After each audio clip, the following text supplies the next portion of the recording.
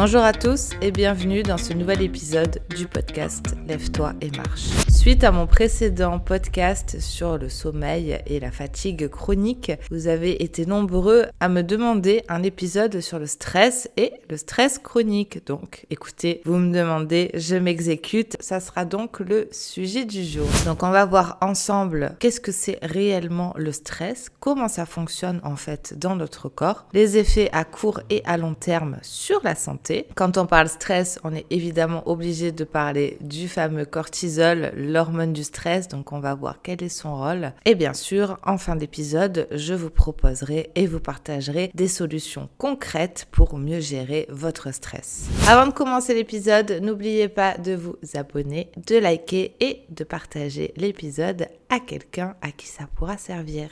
On est parti pour le début de l'épisode. Alors le stress, ce fléau qui nous touche à peu près tous, je pense.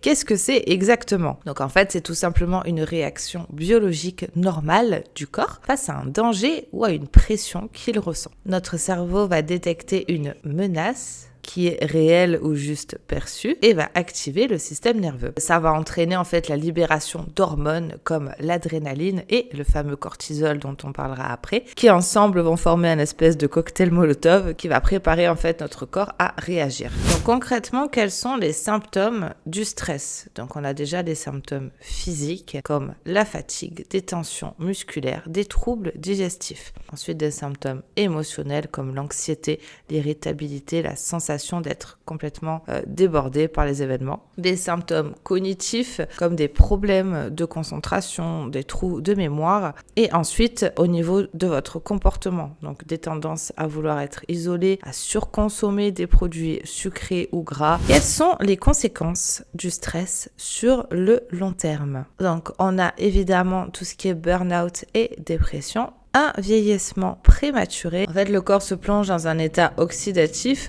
et c'est réellement prouvé scientifiquement. Concrètement, ça accélère le raccourcissement des télomères. Donc, ce sont des capuchons protecteurs de nos chromosomes, ce qui fait que ça accélère réellement le vieillissement de nos cellules et de nos organes. Et ensuite, ça augmente le risque de maladies cardiovasculaires. Il y a une étude publiée dans une revue américaine qui montre que le stress chronique augmente de 27% le risque de maladies cardiaques. Ensuite, du coup, on va en venir au cortisol. Qu'est-ce que c'est cette fameuse hormone du stress ? Quels sont ses effets ? Le cortisol est produit par les glandes surrénales. Son rôle principal est d'aider le corps à réagir face au danger. Donc, à court terme, le cortisol augmente l'énergie et la vigilance. Et comme j'ai eu l'occasion de vous en parler dans le podcast sur le sommeil, c'est une hormone donc qui est sécrétée naturellement tous les matins au réveil, tout simplement pour sortir le corps de cet état de sommeil et pour se préparer à affronter la journée. Malheureusement, lorsqu'il est produit en excès sur une trop longue période, ses effets deviennent néfastes. C'est donc là qu'on parle de fatigue chronique.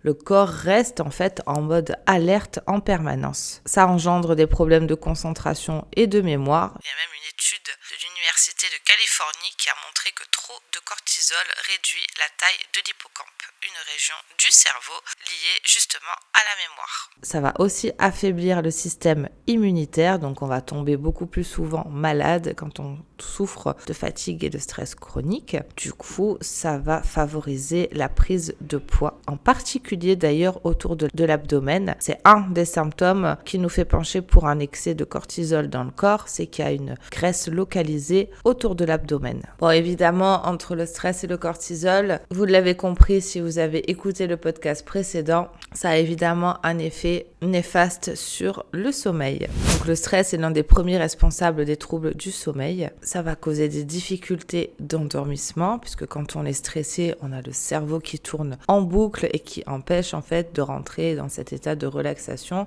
qui favorise l'endormissement. Ensuite, on va souffrir de réveils nocturnes, étant donné que le cortisol est supposé être à son niveau le plus bas le soir pour favoriser l'endormissement. Quand on souffre de stress chronique, les taux de cortisol étant toujours haut, on a du mal à s'endormir et même quand on trouve le sommeil, on va se réveiller très vite. Et évidemment, le sommeil sera très peu réparateur à cause de ce taux élevé de cortisol qui va en fait empêcher le cerveau de rentrer dans la phase de sommeil profond, qui est la phase où l'on récupère réellement pendant la nuit. Enfin, que de joyeuseté dans tout ça, de la fatigue, de l'irritabilité, une baisse des performances quand on est sportif, ce qui va au final causer encore plus de stress, nous empêcher encore plus de dormir, et en fait c'est un cercle vicieux dont il est très difficile de sortir. Petite anecdote scientifique d'ailleurs, on a une étude menée par l'université de Harvard qui a montré que les personnes stressées mettent en moyenne 45 minutes de plus à s'endormir et passent 20%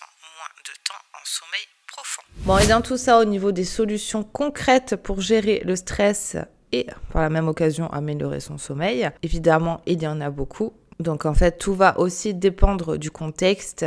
Il y a par exemple les techniques immédiates pour calmer le stress.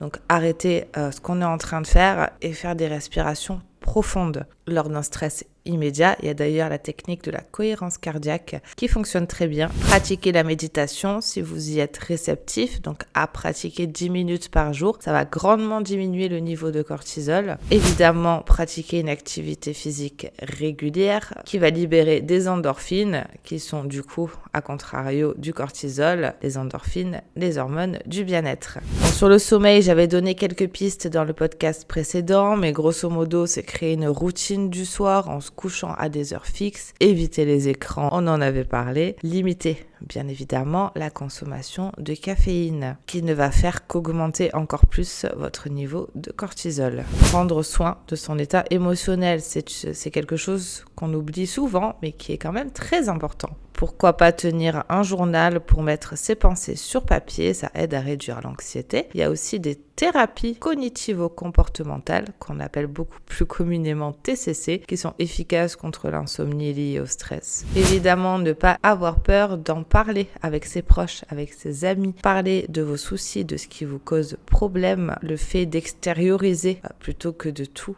garder telle une cocotte minute aide souvent à relativiser et à apaiser son stress. Avant qu'on se quitte, je vous propose un petit exercice de respiration pour relâcher les tensions et calmer votre esprit. Si vous êtes ici en train d'écouter ce podcast, j'imagine que c'est parce que vous souffrez de stress ou de stress chronique. Donc je me dis qu'un petit exercice de relaxation ne pourra pas vous faire de mal. Donc si ça vous intéresse, vous pouvez le faire assis ou allongé dans un endroit tranquille.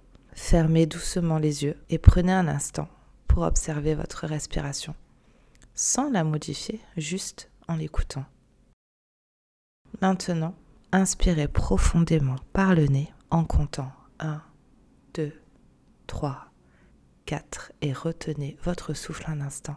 Puis, expirez lentement par la bouche en comptant 1, 2, 3, 4, 5, 6. Faisons-le ensemble, encore une fois. Inspirez profondément par le nez en comptant 1, 2, 3, 4. Retenez votre souffle un instant. Puis, expirez lentement par la bouche en comptant 1, 2, 3, 4, 5, 6. À chaque inspiration, imaginez que vous absorbez une énergie calme et apaisante. À chaque expiration, relâchez toutes les tensions et les pensées négatives. Dernière respiration ensemble. Inspirez par le nez en comptant 1, 2, 3, 4. Retenez votre souffle un instant. Puis expirez lentement par la bouche en comptant 1, 2, 3, 4, 5, 6.